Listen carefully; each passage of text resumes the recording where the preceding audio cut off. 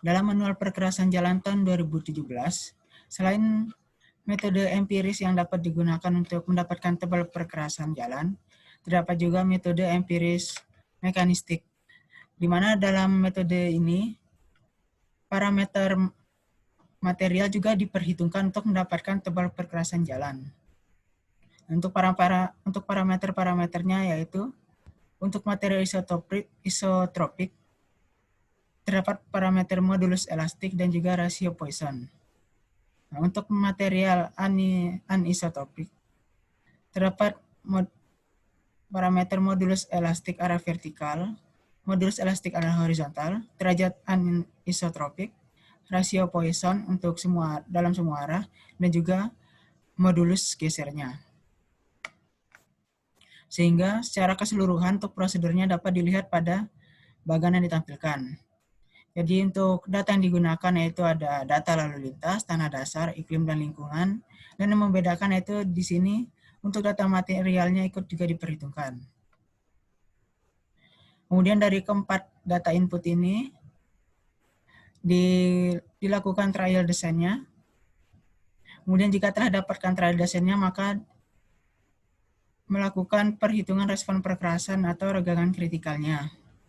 Setelah itu, dilakukan model prediksi kerusakannya atau transfer function. Kemudian dilakukan pengecekan apakah memenuhi kriteria atau tidak. Jika tidak memenuhi kriteria, maka dapat kembali ke trial design atau kembali pada bagian input datanya. Jika telah memenuhi kriteria, maka dapat dipilih salah satu solusinya. Modal kinerja atau bisa juga disebut sebagai fungsi transfer. Untuk metode ini ada 3. Yang pertama yaitu retak lelah lapis beraspal. Untuk aspal konvensional pada perkerasan dengan beban sedang hingga berat, fungsi transfer yang menunjukkan hubungan antara regangan tarik maksimum akibat beban tertentu dan jumlah repetisi izin beban tersebut. Untuk mendapatkan jumlah repetisi izin beban, dapat menggunakan rumus berikut, di mana pada rumus terdapat parameter-parameter seperti regangan tarik akibat beban atau microstrain, volume aspal dalam campuran, modulus campuran aspal, dan faktor reliabilitas. Nah, untuk faktor reliabilitas campuran beraspal menggunakan tabel yang ditunjukkan pada sebelah kanan bawah ini. Untuk reliabilitas dibagi berdasarkan 80%, 85%, 90%, 95%, dan juga 97,5%. Untuk model kinerja atau fungsi transfer yang kedua yaitu retak lelah lapis berpengikat semen. Nah, untuk campuran dengan berpengikat semen dengan modulus antara 2000 sampai 10.000 MPa, yaitu kondisi CTB pada saat pre-cracking.